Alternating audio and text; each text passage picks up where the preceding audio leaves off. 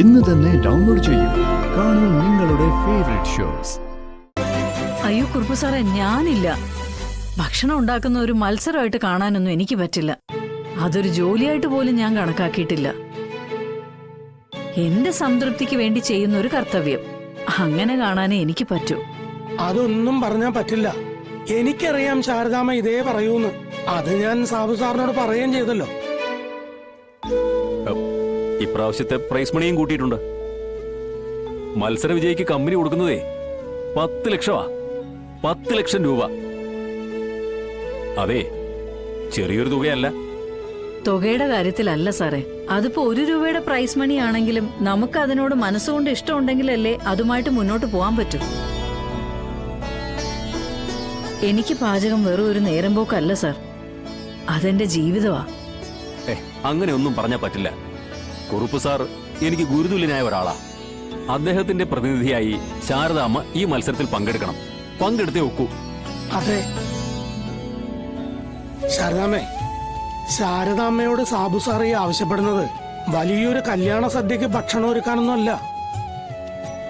പാചകത്തിലെ ശാരദാമ്മയുടെ കൈപുണ്യം ഈ നാട്ടുകാരെ മാത്രം അറിഞ്ഞാൽ പോരാ, അത് മറ്റുള്ളവരിലേക്കും ചെന്നെത്തണം. ഒരുപാട് മത്സരങ്ങളിൽ സാബു സാറിന്റെ പ്രതിനിധിയായി കേരളത്തിന് പുറത്തുമൊക്കെ എത്തിച്ചേരണം. അതിന് ശാരദാമ്മയ്ക്കേ കഴിയൂ. അതിന്റെ കാരണം ശുദ്ധമായ ഭക്ഷണം മറ്റുള്ളവരിലേക്ക് എത്തിക്കാൻ സാബു സാറിന്റെ കമ്പനിയും നടത്തുന്ന ശ്രമങ്ങളും അതിനുവേണ്ടി എടുക്കുന്ന കഷ്ടപ്പാടും ഒക്കെ മനസ്സിലാക്കിക്കൊണ്ടാ ഞാനിത് പറയുന്നത്. കലർപ്പില്ലാത്ത ഭക്ഷണം ജനങ്ങളിലേക്ക് എത്തിക്കാൻ സാബു സാറിനോടൊപ്പം തോളോട് തോൾ ചേർന്ന് പ്രവർത്തിക്കാനാ ശാരദാമ്മയെ ഞങ്ങൾ വിളിക്കുന്നത്. വലിയൊരു ഓപ്പർച്യൂണിറ്റി അത്, തട്ടിത്തെറിപ്പിക്കരുത്. എനിക്കറിയാവുന്ന ശാരദാമ്മ ഒരുപാട് കഷ്ടപ്പാടും ദുരിതങ്ങളും അനുഭവിച്ച ആളാണ്. അതിൽ നിന്നെല്ലാം രക്ഷപ്പെടാൻ ശാരദാമ്മയ്ക്ക് വേറൊരു വഴി വരാനില്ല. കാരണം ഇതിൽ സെലക്ട് ആയി കഴിഞ്ഞാൽ കേരള ഓഫീസിലെ ഫുഡ് സെക്ഷനിൽ ശാരദാമ്മയ്ക്ക് ഒരു സീറ്റ് ഉറപ്പാന്നേ. അവിടെ ഇരുന്ന് മറ്റുള്ളവരെ കൊണ്ട് പാചകം ചെയ്യിപ്പിക്കാന്നുള്ള ഒരു ജോലിയെ ശാരദാമ്മയ്ക്ക് പിന്നുള്ളൂ. എന്റെ ദുഃഖങ്ങളും പ്രശ്നങ്ങളും എനിക്ക് എന്റെ കൂടപ്പുറപ്പിനെ പോലെയാ കുറുപ്പ് സാറേ. അതേതൊക്കെ രീതിയിൽ മാറ്റാൻ പോയാലും മാറില്ല.